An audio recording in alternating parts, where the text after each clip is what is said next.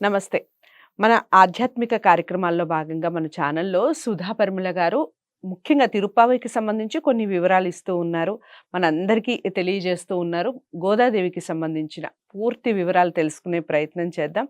ఇక చాలా already videos చేసున్నాం. ప్రతి వీడియోని వాచ్ చేయండి. మీకేమైనా డౌట్స్ ఉంటే తప్పకుండా కామెంట్ బాక్స్‌లో తెలియచేయండి. ఈరోజు కళ్యాణం విశేషాలు తెలుసుకునే ప్రయత్నం చేద్దాం. ఏ విధంగా చేస్తారు? ఎన్ని రోజులకి చేస్తారు?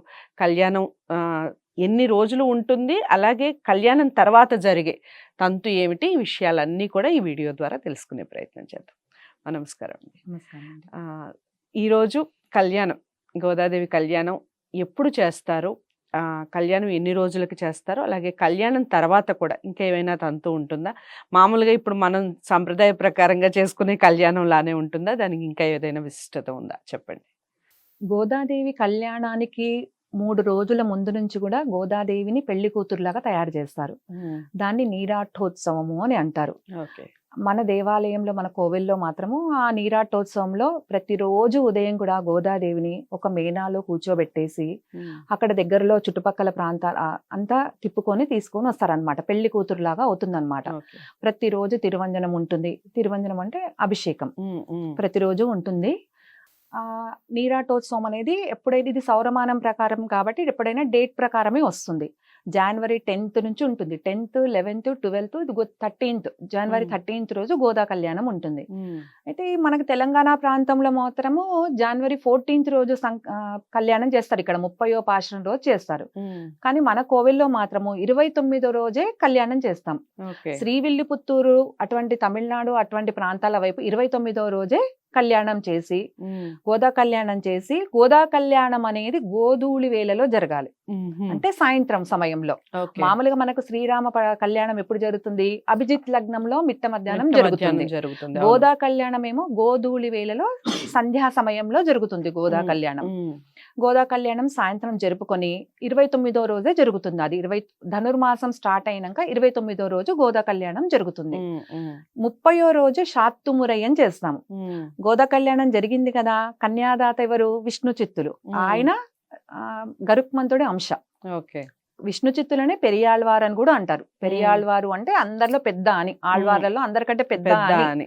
పెరియాళ్వారిని, రంగనాథ స్వామిని, గోదాదేవిని కింద గరుక్మంతుడి విగ్రహాన్ని ఉంచేసి, అంటే గరుక్మంతుడి మీద వైకుంఠానికి గోదమ్మ వెళ్ళిపోతున్నట్టు మనం భావన చేసుకుని షాత్తుమురై అనేది అంటే మంగళాశాసనం.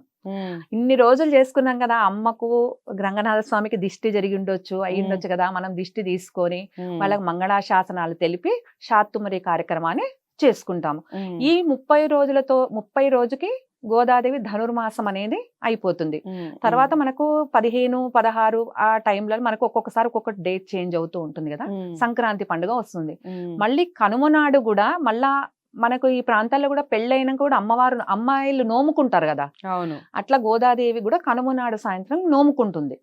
మళ్ళీ అందరూ అక్కడ ఆ వాడలో ఉన్నటువంటి స్త్రీలందరూ వచ్చి కుంకుమార్చనలు చేయించుకొని తీర్థ ప్రసాదాలు తీసుకొని వెళ్తూ ఉంటారు అన్నమాట వైష్ణవాలయాలలో. ఓకే.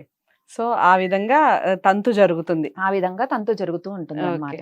గోదాదేవికి సంబంధించిన పూర్తి వివరాలు అంటే లైక్ ఎలా అంటే పెళ్లి అయిన తర్వాత ఇంకా ఇంతటితో ముగుస్తుందా? ఇక తర్వాత ఇంకేదైనా ఉంటుందా తంతు? అయితే గోదాదేవి గురించిన ఒక చమత్కారమైనటువంటిది ఒక విషయం ఉంటుంది. ఏమిటండి? గోదాదేవి మనకు తిరుమాలిరింజోలై అని ఒక ప్లేస్ ఉంటుంది మధురై దగ్గరనే, శ్రీవిల్లిపుత్తూరు దగ్గరనే. అక్కడ సుందరబాహు పెరుమాళ్ళని ఉంటారు. ఆయనకు మొక్కుకుంటుందని మనం ఇదివరకే తెలుసుకున్నాం కదా. 108 గంగాళాలలో పాయసాన్ని నివేదిస్తాను రంగనాథ స్వామిలో నాకు పెళ్ళైతే అని మొక్కుకుంటుంది కదా గోదమ్మ.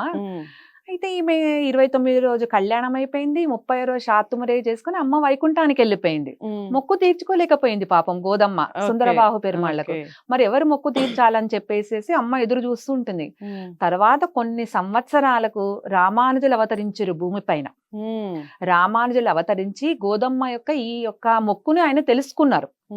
అయ్యో పాపం గోదమ్మ ఈ పెరుమాళ్ళకి ఇంకా బాకి పడే ఉంది అనేసి ఆయన తెలుసుకొని ఆ తిరుమాలిరింజోలై పెరుమాళ్లకు రామానుజులు 108 గంగాళాలలో పాయసానాన్ని వడ్డించి నివేదింపజేస్తాడు. అప్పుడు గోదమ్మ అక్కడ మనకు చూసే తెలుస్తుంది, ఒక కాలు ఇట్లా ముందరికి పెట్టి వచ్చి రామానుజులను అన్నాని పిలుస్తుంది అనమాట. అందుకే మన గోదాదేవి అష్టోత్తరంలో కూడా రామానుజ సహోదరి అని ఉంటది.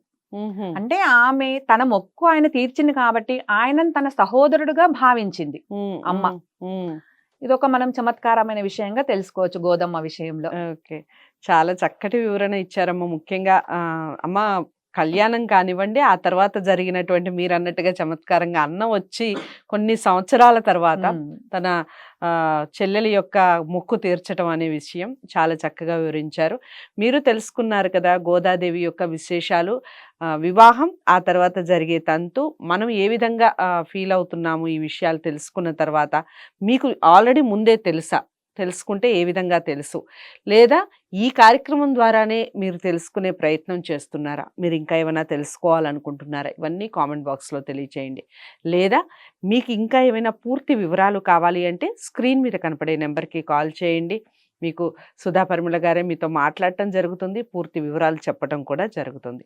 మరిన్ని విషయాలతో, మరింత ముఖ్యమైన సమాచారంతో మళ్ళీ మీ ముందుకొస్తాను. తప్పకుండా ఈ వీడియోని లైక్ చేసి, షేర్ చేయండి. మా ఛానల్‌ని సబ్స్క్రైబ్ చేసుకోండి.